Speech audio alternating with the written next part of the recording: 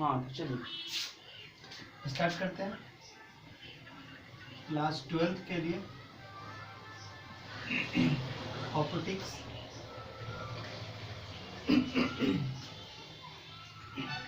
Part 4 तक कर लिए थे सर, एक मिनट।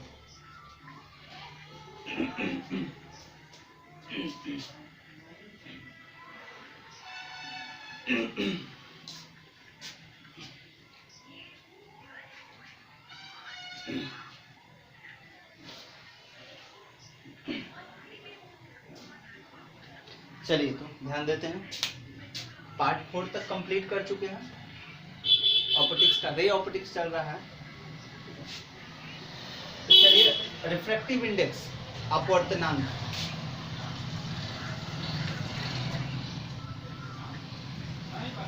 अपवर्तनांक हवा का अपवर्तनांक होता है 1.0003।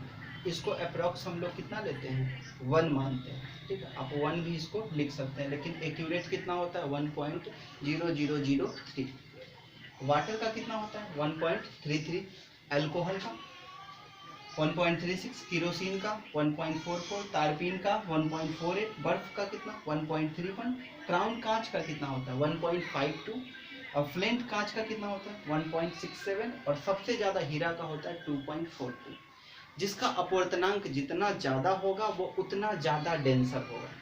मतलब जिसका रिफ्रैक्टिव इंडेक्स को म्यू से सूचित करते हैं, मतलब अपवर्तनांक को किससे सूचित करते हैं, म्यू से। जिसका अपवर्तनांक जितना अधिक होगा वो उतना ज्यादा सघन होगा, वो उतना ज्यादा क्या होगा, सघन होगा, मतलब डेंसर होगा, वो उतना ज्यादा डेंसर होगा। ठीक है, मतलब जो जितना ज्यादा घना होगा उसमें लाइट को जाने में क्या लगेगा, ट्रेवल करने में टाइम लगेगा। तो जो जितना ज्यादा डेंसर होगा उसका रिफ्रैक्टिव इंडेक्स उतना ज्यादा होगा। देखिए हीरा का रिफ्रैक्टिव इंडेक्स सबसे ज्यादा, मतलब ये सबसे ज्यादा सघन। ठीक है, हवा सबसे ज्यादा विरल, इसका 1.0003। क्लियर हो गया। तो ये कुछ अपवर्तनांक है, इसको आप याद कर लीजिएगा, जरा इसको नोट कर लीजिए, आगे बढ़ते हैं।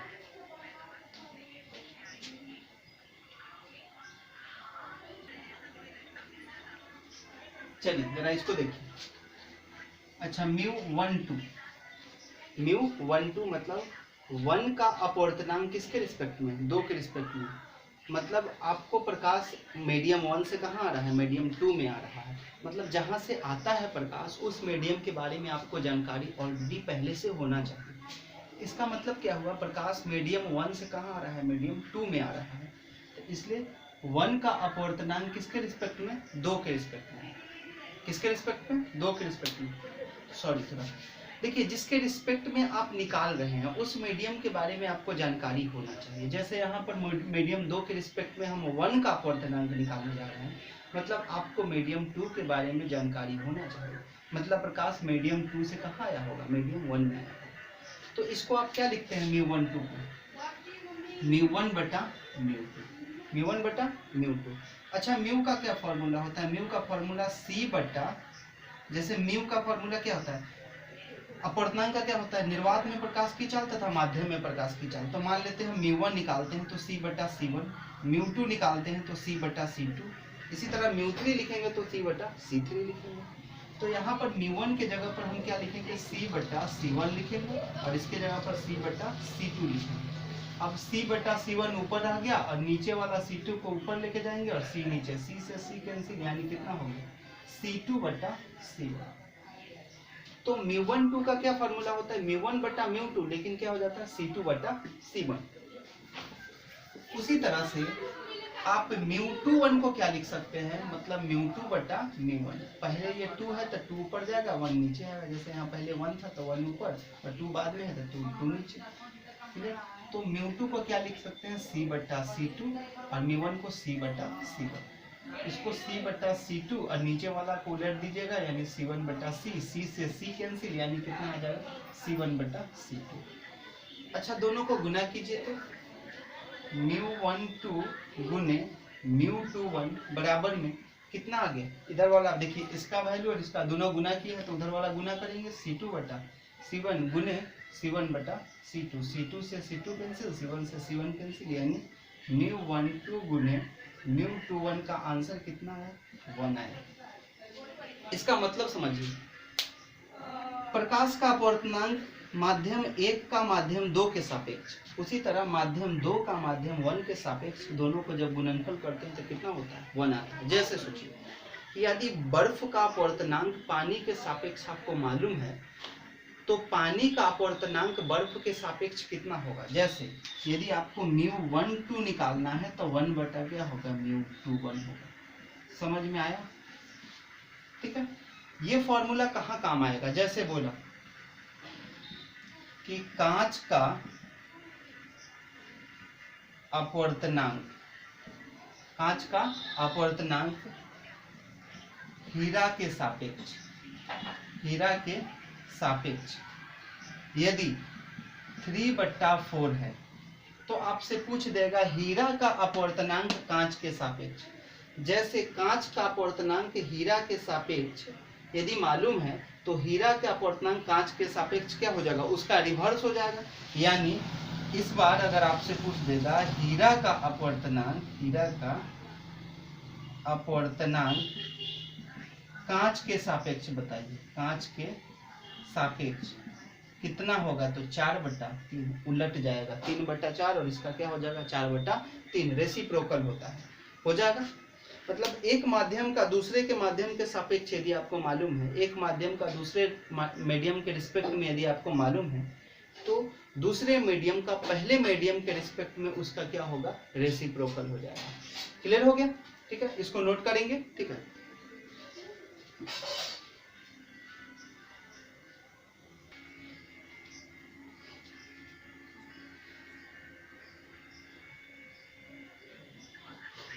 चलिए देखते हैं, refraction through rectangular glass slab, मतलब एक आयताकार कांच का पट्टी लेते हैं, आयताकार कांच के कारण, कांच के स्लैब मतलब आयताकार कांच के स्लैब, आयताकार कांच के स्लैब के कारण अपवर्तन। तो देखिए एक कुछ कांच का स्लैब ले लीजिए, इस तरह का ग्लास है, ग्लास ट्यूब, ये क्या है, ये है ग्लास ट्यूब है। देखिए इसमें अपवर्तन, ये जो लाइट आ रहा था ऐसे, अब ये मान लीजिए कि ये मीडियम 1 है, ये वाला मीडियम कौन सा है, 2 है, और ये वाला मीडियम क्या है, 1 है। फिर से क्योंकि ये हवा है तो ये ग्लास है, तो फिर से हवा है, तो नीचे मीडियम 1 है। अब देखिए प्रकाश को तो एग्जैक्ट ऐसे चला जाना चाहिए था, क्योंकि यदि ये हवा था तो ये भी हवा रहता तो ऐसे ही जाता, लेकिन एग्जैक्ट लाइट तो ऐसे जाएगा नहीं, क्योंकि ये माध्यम जो हो गया वो हो गया कहीं ना कहीं डेंसर, सघन हो गया। तो सघन में प्रकाश अभिलंब की तरफ झुकता है, तो ये थोड़ा झुक गया इस तरह से, ठीक है। अब यहाँ पर भी अब निकलना है तो यहाँ पर अभिलंब डालिए तो पता चलेगा। अब प्रकाश इस तरह से ना जाकर, ठीक है, क्या होगा, थोड़ा दूर भागेगा। देखिए अब एग्जैक्ट प्रकाश तो ऐसे चला जाता, लेकिन ऐसे नहीं जाएगा, अब थोड़ा दूर भागेगा और वो कुछ इस तरह से हो जाएगा, इस तरह से चला जाएगा, इस तरह से जाएगा। इसका मतलब क्या हुआ, ये जो दूरी होगा हमेशा बराबर आएगा, हर जगह ये दूरी क्या होगा, बराबर आएगा। स्मॉल डी से इस दूरी को सूचित करते हैं, ये परपेंडिकुलर डिस्टेंस होता है जिसको बोलते हैं lateral displacement.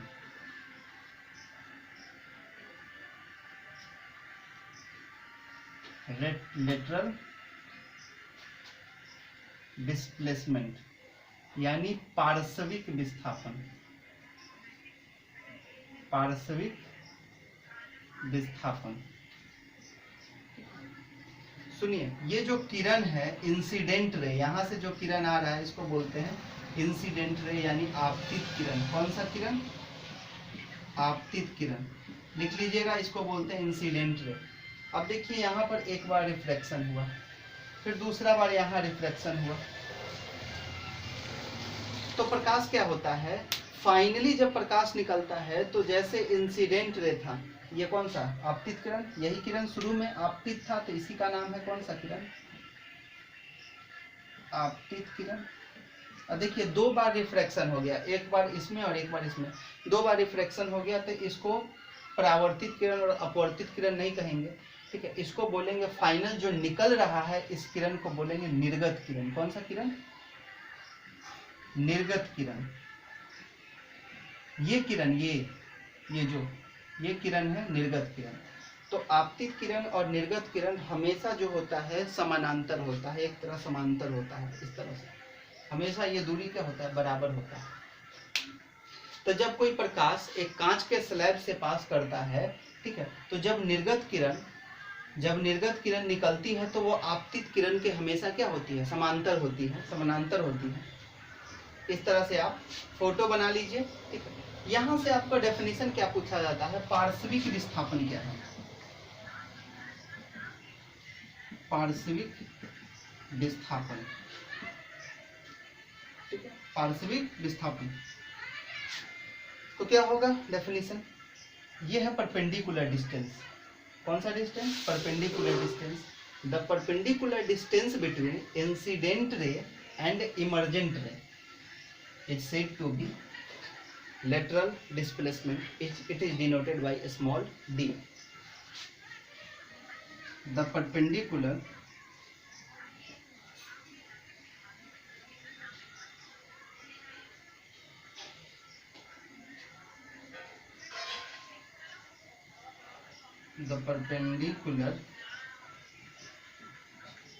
distance between incident ray and emergent ray.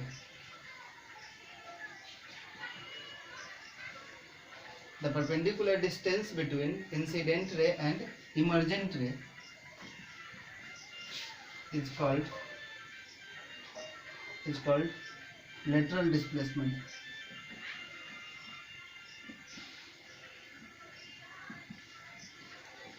Is called lateral displacement. हो गया lateral displacement। अब क्या लिख सकते हैं? It is denoted by a small d. It is denoted by a small d. Hindi में लिखिए, आपतित किरण तथा निर्गत किरण के बीच के लंबवत दूरी को, आपतित किरण तथा निर्गत किरण के बीच के लंबवत दूरी को पार्श्विक विस्थापन कहते हैं। इसे स्मॉल डी से सूचित किया जाता है। हो जाएगा क्लियर? थोड़ा सा ये भी समझिए कि जब प्रकाश किसी कांच के स्लैब से पास करता है या कांच के पट्टी से पास करता है तो आपतित किरण और निर्गत किरण के बीच की दूरी हमेशा क्या होता है? बराबर होता है, समानांतर होता है। इस तरह से when any light passes through a glass slab, then after refraction emergent ray and incident ray are always parallel to each other. हो जाएगा? ठीक है, इसको फोटो बना लीजिए। ठीक है, ये पार्श्विक विस्थापन यानी लेटरल डिस्प्लेसमेंट का डेफिनेशन हो गया। ठीक है, इसको नोट कीजिए।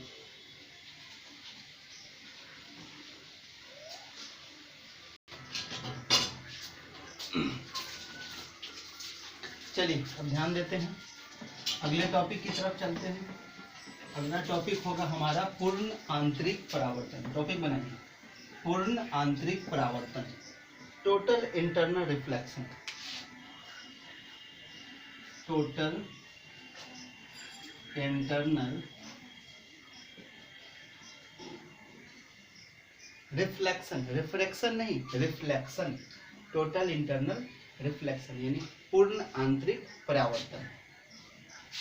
लिख देते हैं, पूर्ण आंतरिक परावर्तन। चलिए, क्या है पूर्ण आंतरिक परावर्तन? उसको बारीकी से समझने के लिए, अच्छे से समझने के लिए एक एक एक्सपेरिमेंट को गौर कीजिएगा। देखिए, एक सतह ले लिए जो दो मीडियम को बांटता है। ऊपर वाला मीडियम रेयरर है, मतलब विरल है, और नीचे वाला मीडियम जो है वो क्या है? सघन है यानी डेंसर है। इसको क्या बोलते हैं? सघन। और इसको क्या बोलते हैं? विरल। देखिए, अगर ध्यान से समझिएगा तो क्लास एकदम डाउटलेस होगा। ठीक है, एकदम डाउटलेस होगा। आपको ऐसा नहीं होगा कि इसमें कोई डाउट रह जाए। ठीक है, इसलिए ध्यान से समझिए, ये एक सतह ले लिए, जो सतह है दो मीडियम को बांट रहा है, ऊपर वाला मीडियम रेयरर है, नीचे वाला मीडियम क्या है, डेंसर। चलिए अब पूर्ण आंतरिक परावर्तन क्या है इसको समझिए। पूर्ण आंतरिक परावर्तन के लिए प्रकाश को हमेशा डेंसर से रेयरर में जाना होगा। कहाँ से जाना होगा, डेंसर से रेयरर में जाना होगा। तो चलिए मतलब सघन से विरल में जाना होगा। एक अभिलंब इस तरह से स्केल से बराबर खींचेगा, ऐसे पता चलेगा आपको।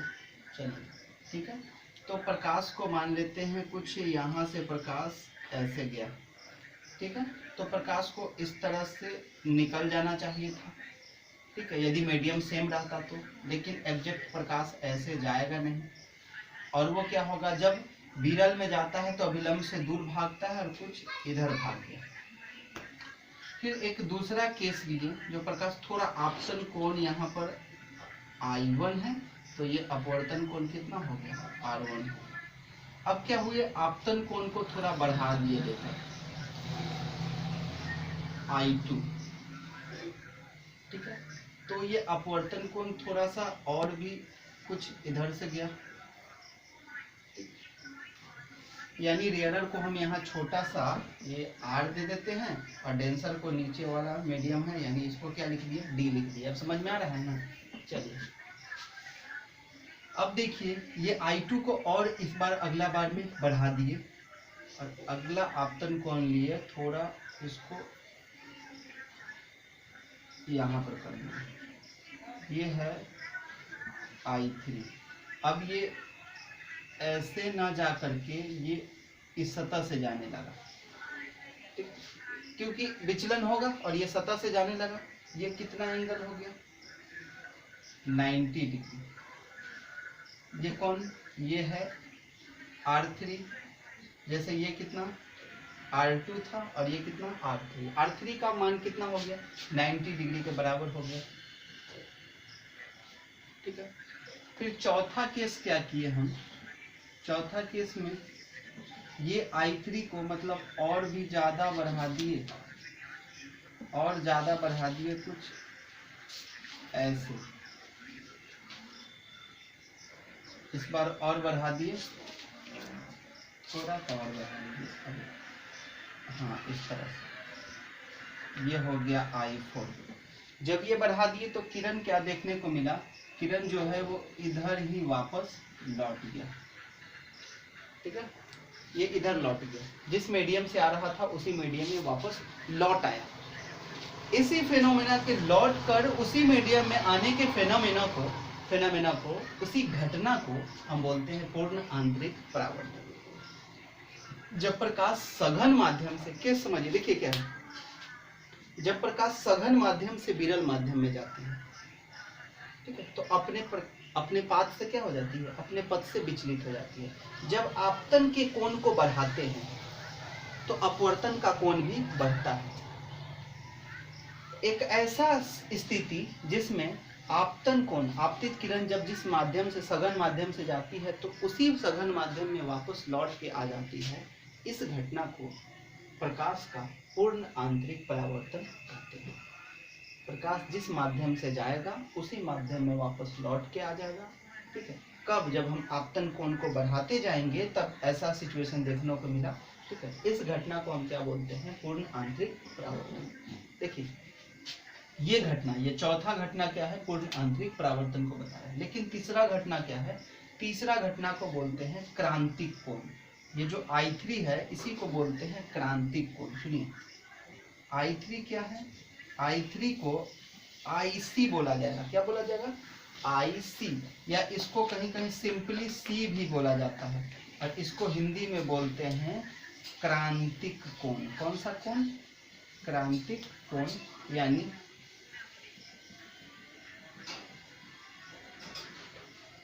क्रिटिकल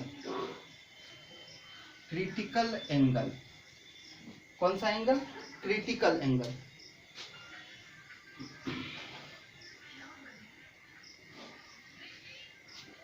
इसको थोड़ा सा, क्रिटिकल एंगल हो जाएगा।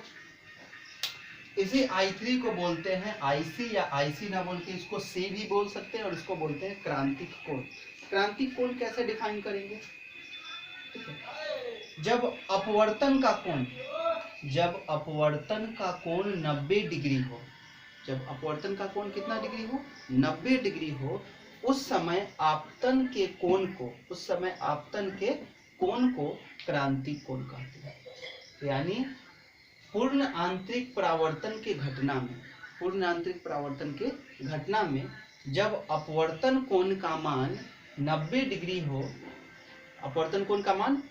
डिग्री हो, उसके संगत बने आपतन कोण को, उसके संगत मतलब उसके साथ बने आपतन कोण को क्रांतिक कोण कहते हैं। इसे C से या IC से सूचित किया जाता है। हो जाएगा? ठीक है, तो पहले क्रांतिक कोण ही डिफाइन करते हैं। क्रांतिक कोण लिखिए हिंदी में। पूर्ण आंतरिक परावर्तन की घटना में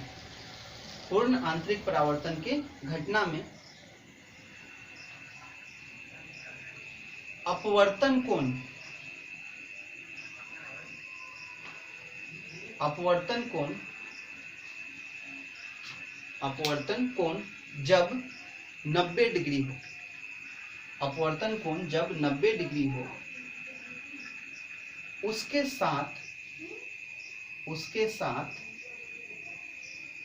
बने आपतन कोण को क्रांतिक कोण कहते हैं। इसे IC से या C से सूचित किया जाता है। हो जाएगा? चलिए, critical angle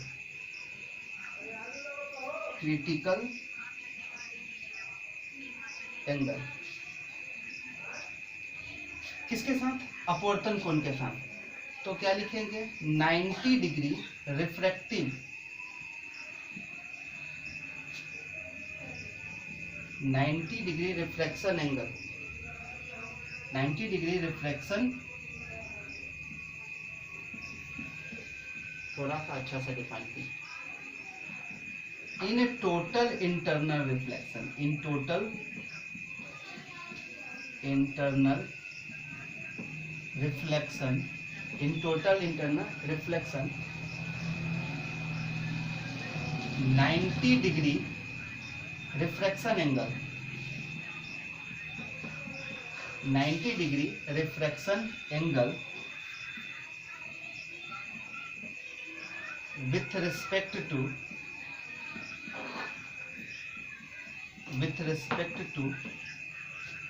with respect to incident angle, with respect to incident angle, this incident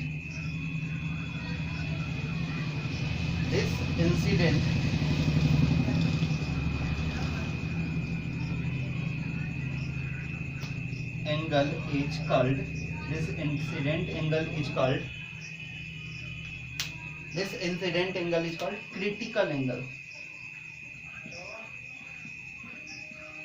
Critical angle, it is denoted by IC या C, यहाँ पर लिख लेंगे, it is denoted by IC या C। हो जाएगा? इसको फोटो बना लीजिए। क्रांतिक कोण में एक फोटो बना लीजिएगा। कौन सा? ये वाला केस। क्या था यहाँ पर? जब कोण कुछ इस तरह से हो, ठीक है, तो अपवर्तन का किरण यहाँ से जाएगा, मतलब ये जो R3 है वो किसके बराबर हो जाएगा? 90 डिग्री। उस समय I का वैल्यू यानी IC, इसी को बोलते हैं कौन सा कोण? क्रांतिक कोण। हो जाएगा? यानी critical angle. 90 degree refractive index with respect to incident angle is said to be critical angle, it is denoted by IC in case of total internal reflection. अब आते हैं प्रकाश का पूर्ण आंतरिक परावर्तन क्या है। हिंदी में लिखिए, थोड़ा फास्ट लिखिएगा। और देखिए, अगर पीछे होइएगा तो क्या होगा, वीडियो को स्लो करने का ऑप्शन रहता है, तो जब आप डेफिनेशन हम हिंदी में बोलते हैं उस समय वीडियो को थोड़ा स्लो कर लीजिएगा, ठीक है, तो आप आराम से लिख लीजिएगा। चलिए लिखिए, पूर्ण आंतरिक परावर्तन क्या है। जब प्रकाश सघन माध्यम से विरल माध्यम में जाती है तो अपने रास्ते से जब प्रकाश सघन माध्यम से विरल माध्यम में जाती है तो अभिलंब से दूर हटती है, अभिलंब से दूर हटती है। जब आपतन कोण को बढ़ाते हैं तो अपवर्तन कोण भी बढ़ता है, अपवर्तन कोण भी बढ़ता है। एक ऐसी स्थिति जहां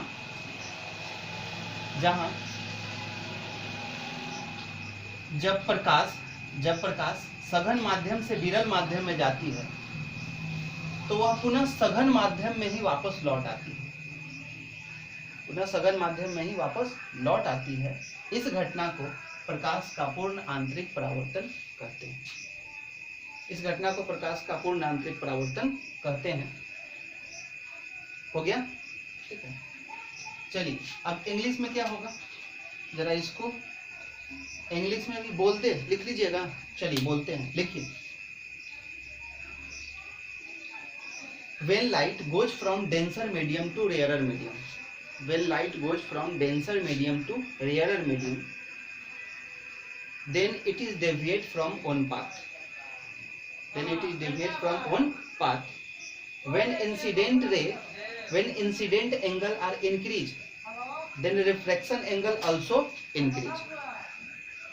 When incident angle increase, then refraction angle also increase. At a situation when incident ray goes from denser medium to rarer medium, then it is go back to denser medium. It means when light goes from denser medium and back bounce to own medium, this phenomena is called total internal reflection. This phenomena is called total internal reflection. मतलब light जिस medium से जाएगा उसी medium में वापस लौट के आएगा, इस घटना को क्या बोलते हैं, पूर्ण आंतरिक परावर्तन कहते हैं, टोटल इंटरनल रिफ्लेक्शन कहते हैं। हो जाएगा, तो इसको नोट करेंगे।